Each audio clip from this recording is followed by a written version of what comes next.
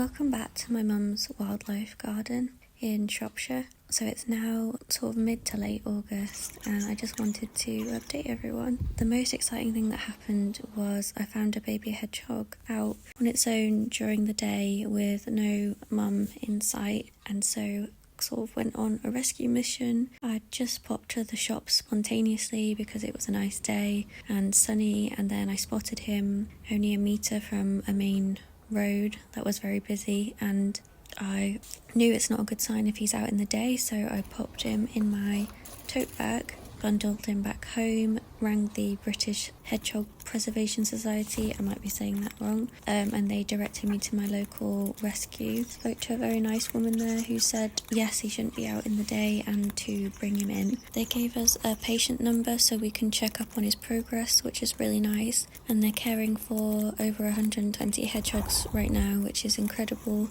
Hopefully he'll make it back into the wild. I wanted to show you guys the flock of starlings that visits my mum's garden because their plumage is just gorgeous, and you could see which ones are the juveniles because they have kind of a grey-brown head, but their adult plumage just hasn't come in quite yet. We would usually soak the mealworms in water before they go out, but because the starlings and sparrows and everything have stopped breeding now, I'm not scared about the chicks, choking on a hard mealworm. They're just sort of winding down for the year.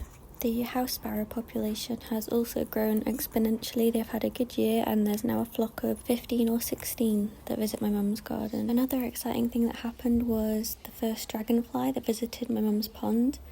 It was a southern hawker dragonfly, but apparently house sparrows love eating dragonflies, so either way it's still good for the garden's ecosystem. In terms of our own resident hedgehog, we think it's a juvenile. We did have a fully grown hedgehog before, but he or she went missing and seems to have been replaced by this younger hoglet juvenile, who we still see regularly. There's my mum just dumping some green waste behind the tree where the hedgehog likes to go. I also found a lesser stag beetle in my mum's garden, which is really cool and just shows that it's conducive to beetles, which hedgehogs need to survive. It's a sort of misconception that they eat slugs, and slugs can actually give them parasites, so beetles are best. Just showing this little corner of the garden now because it's where the wood mice like to play, and the other day my mum left out a half-eaten pear for them and we saw them drag it away behind the shed, and I'd love to catch them on film at some point, but they are a lot more elusive than the birds. I'm just showing the beech hedge here because I loved how transparent the leaves went in the evening sun, and there's also some blackberries growing up through them, which I used to make a plum and blackberry crumble.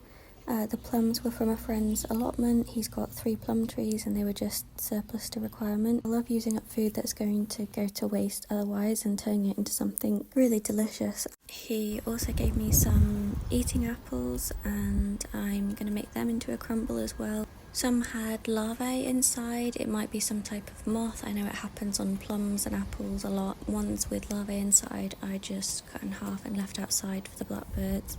I realise I haven't spoken much about the pollinators in this episode. I think we've all noticed a drop in the number of bees this year due to the wet weather.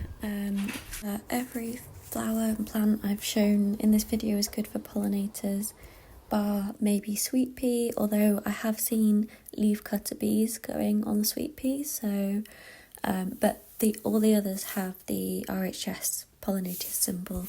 And I've tried to include the variety of each flower throughout this video. My next video will be at my own house. I'll leave it there, guys. Thanks for watching.